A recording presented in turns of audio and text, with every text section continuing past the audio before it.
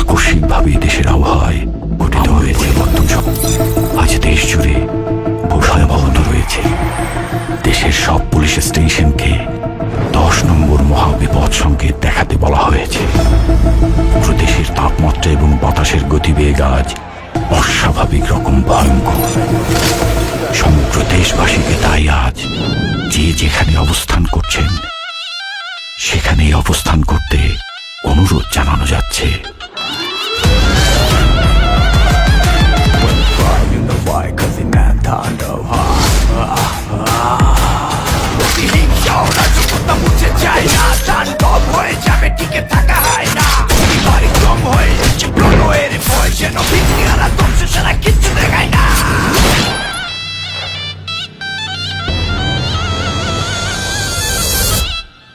Welcome to the show.